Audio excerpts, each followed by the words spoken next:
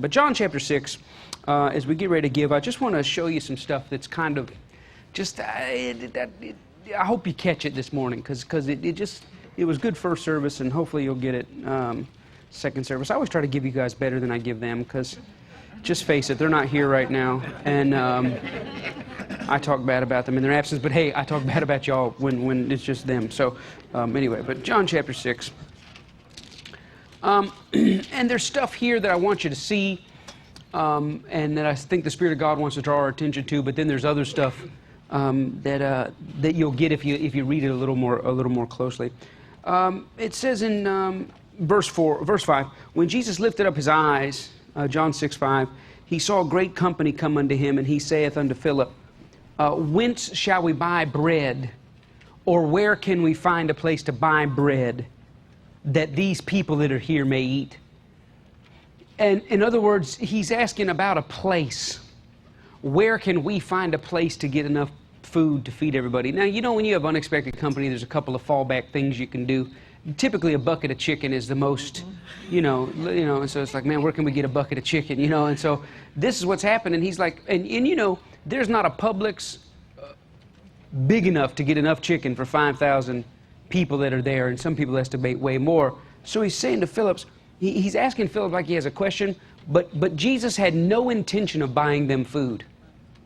That's a huge thing. Whenever God's asking you something, he already knows the answer. He's just trying to find out where you are on the subject. And he's not even trying to find out where you are. He's trying to see you, to get you to see where you are on the subject.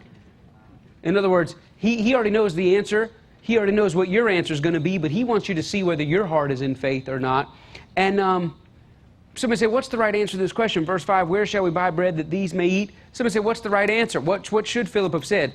If I were Philip, I was going to say if I were Philip, I would have said, I don't know if I would have said, but now that I know the story, now that I know the answer, if he said, Mike, where should we buy bread that these may eat? I would say this, I don't really know, but I know you've got it handled and you probably have something really cool up your sleeve. That's what I would say right now. Back then, I probably would have said, buy something to eat. Are you kidding me? There's no place to... And I would have totally missed it, all right? Verse 6, but this he said to prove Philip, for Jesus himself knew what he was going to do. Jesus already had it worked out. He was just trying to see if Philip was on board or not. Verse 7, Philip answered and said, 200 pennyworth of bread, notice, is not sufficient for them that everyone may take a little. Look at where Philip's brain was, not sufficient and take a little. One of them, Andrew, Simon Peter's brother, said unto him, well, there's a lad here with 5 barley loaves and 2 small fishes. Look at Andrew's mentality. But what are they among so many? Jesus said unto them, make the men sit down. And there was much grass in the place, so the men sat down in number about 5,000. So Jesus took the loaves from the little boy. When he'd given thanks, he distributed the disciples to them that sat down, and they likewise of the fishes, watch this, as much as they would. Verse 7, Philip was thinking not sufficient. Verse 7, Philip was thinking take a little. Verse 11, Jesus thinking as much as they would. Philip was thinking, have you ever had this happen where you have just enough food to make you angry? Has you ever had that happen? You're like, you're hungry and you're like, well, let me grab this. And all it's like, well, grab some crackers. And all the crackers did was give you enough to just upset you. I shouldn't even have had the crackers because now I got to wait 2 hours till after this meeting or whatever. And that's what happened. Philip's thinking, well, we'll give them just a little enough food to make them angry. Jesus not thinking that way. He's thinking as much as they would. Verse 12, and when they were filled. So Philip's thinking not sufficient. Philip's thinking take a little. Verse 11, he's thinking as much as they would and were filled. And he said unto the disciples, gather up the fragments that remain, that nothing be lost. Therefore they gathered them together and had filled 12 baskets of the fragments of the 5 barley loaves. Watch this, which remained over and above unto them that eaten. Then said these men, when they had seen the miracle that Jesus did, said, this is of a truth that prophet that should come into the world. Now, there's so much in here. We could go all day, but excuse me. A couple things real quick. Did you notice that what they had left over was larger than what they started with? That's huge.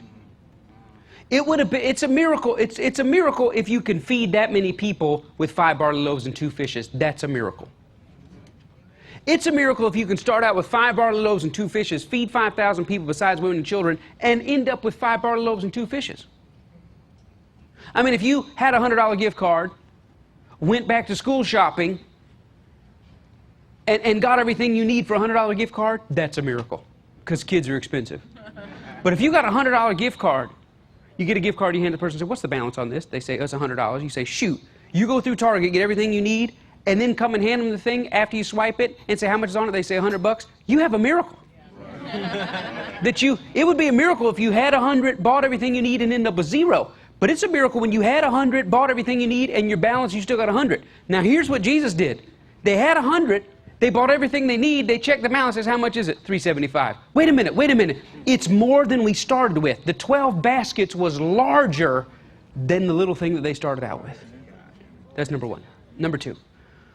My question is, how did this guy have these 5 barley loaves and 2 fish? Was there anybody else there that had food?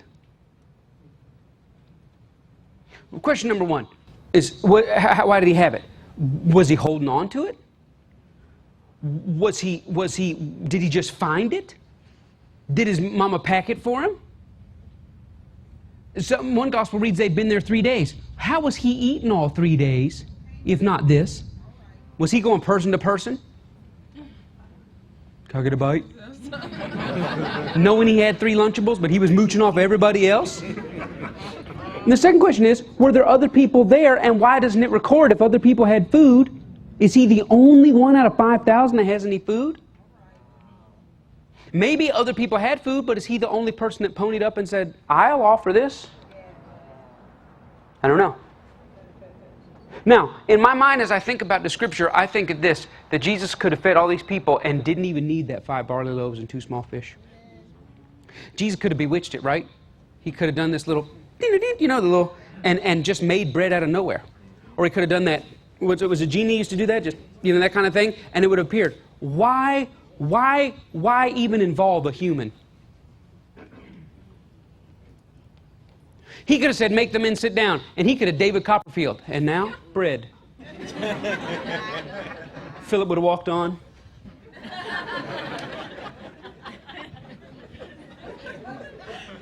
And now, fish. Why not just make it appear? Because if he makes it appear, 2 things don't happen. There's no seed and there's no harvest. So now you have to think about this kid who you're looking around at all these hungry people. You know no one else has food. You have food. Do you get selfish at that time? Or do you get bold in your giving? Are you willing to why was he willing to put what he had in Jesus' hands? Why was he doing it? Now, I like the old cartoons. One of the cartoons I like is Woody Woodpecker. And my kids told me this past week, Dad, we don't like the gray cartoons. I said, what is a gray cartoon? You know what they were talking about? It's like you heard him say this. We don't like. I was like, what is a gray? And it hit me. You mean black and white cartoons? Yeah, we don't like the gray ones. I'm like, oh my gosh, this is gray. Yeah, we don't like gray cartoons. Anyway, but in Woody Woodpecker, they'd be floating on the boat, stranded out in the middle of nowhere, and the guy would look over across the boat, and the other guy would turn into a hamburger. The other guy would turn into a chicken. A whole chicken with little legs cut off, whatever. You got to think about being the only kid there with 5,000 people around. You're the only one with food. I don't care if you're a little kid or not, when people are hungry. I was at this, we had an Easter event here where they had all the kids out, and it was not cheat day. And I had gone Monday, Tuesday, Wednesday, Thursday, Friday, Saturday, just all vegetables and chicken.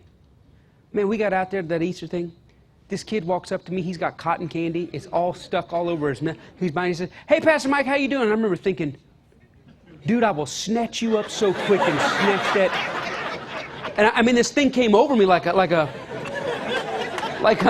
I remember thinking, man, you're the pastor. You can't snatch this kid up like that. I will jack this kid for his cotton candy right now. And I was saying, like in Lord of the Rings, you're like, my precious. I was like, dude, I'm gonna. I caught a hold of myself, and I looked around, and it's like all these little. Everybody went into slow motion with their candy and their Capri Suns. And I remember thinking, man, Connie, just. And I told this kid, I said, any other day, I'd be so happy to talk to you right now, but for now, I want you to run and play. He's not very nice for your own survival, son. Run, Don't make me do this, that kind of a thing, So now all of a sudden, he's the only kid with Lunchables. All these people are hungry. And he can protect, hide, Or at the risk of not knowing what would happen, he could have also gotten arrogant. You know, you guys should have thought this through. I got food and I got this. But instead he gave it as a seed. And when it was not enough in his hands, it became more than enough in Jesus' hands. And many people ate, many lives were blessed, many families were ministered to because of his seed. Now, I don't know what you have. You have 5 barley loaves, 2 fishes. Every time we do this, what we're saying is, Jesus, what in my hand really won't help anybody, I'm going to put it in your hands. Let it bless multitudes. Use it to change lives. But here's the great thing about it. They took up 12 baskets over. And I honestly believe there's no scripture that says what they did with it. Some people say they gave it to the poor, which I guess, you know, you could make an argument for that. But I honestly believe the 12 baskets went to the little boy. I don't think Jesus would be an advocate of sowing but not reaping. I don't think it went to the disciples. Matter of fact, I think it was a basket for every unbelieving disciple. I think Jesus multiplied it and said, now let me show y'all what you should have done. Here's one for Peter, one for Bartholomew, one for this. And the little kid is going home now with a harvest on the seed that he sowed. Can you imagine being that little kid? Mama packs you up 3 little Lunchables and you go on about your business and you come back with baskets of food. It's a harvest. And the harvest is always greater than the seed. So now what we have here is we have offering time. You got 5 barley loaves, 2 small fishes. Some people have tons of money. Some people don't have any money. But every time we give an offering, especially to ministry, I don't care what form of ministry, whether it's missions, whether it's local missions, international missions, whether it's a church offering, whether it's a evangelist or whatever, every time we get an offering, what we're saying is, here's something, Jesus, I'm going to put in your hands, and what's not enough in my hands, multiply it and use it to meet the needs of people. And you may think, my $20, my $50, my $100, my little tithe, that's not making a difference. It doesn't make a difference in your hands, but when you put it in his hands, he uses it to break and bless, and it feeds people, and lives are changed. But then what about me? Listen, that's the dynamic wisdom of God, that a lot's going on here. Philip's passing a test that he totally butchered because he was thinking small and Jesus thinking big. The multitude is having to trust Jesus to meet their needs. The little boy is having to have the faith to sow the seed. The needs of the people have to be met. There's an over and above basket multiplication that just shows that Jesus is not limited in his power, and then a harvest has to come to the little boy, and Jesus does all of it in one fell swoop. So what are we doing today? Father, why do I have these barley loaves and 2 fishes? I don't know. I'm putting it in your hands. Multiply it. Let it bless many. But God, I thank you that what I sow, I also reap, and that when there's the over and above, that the baskets come back, Lord, for me. And guess what? Inside those baskets is more to give away again. And you give it away, it comes back. And inside those baskets is more to give away, and again, you give it away, and it comes back. But it's this idea that God can use your giving to meet the needs and feed people, but he can also bless you in return. How he does that, I have no idea. But I know disciples, human beings, think not enough, take a little, we can't find the bread, where are we going to do it? But Jesus thinks, I'll do more than enough, over and above, fill everybody's belly, and plus give a harvest back to that little boy. And so that's what we believe God for, that what's in our hand is small, but we put it in his hands, not only will it feed a bunch of people, but he can give us a harvest of it, 12 baskets over. How many of you believe that God can do those type of things in your life today? So let's do it. Now, you can get afraid, you can be scared, you can do everything else. So you say, Jesus, for whatever reason I have this, and I will put it in your hands today. Let's put something in his hands today. Lord,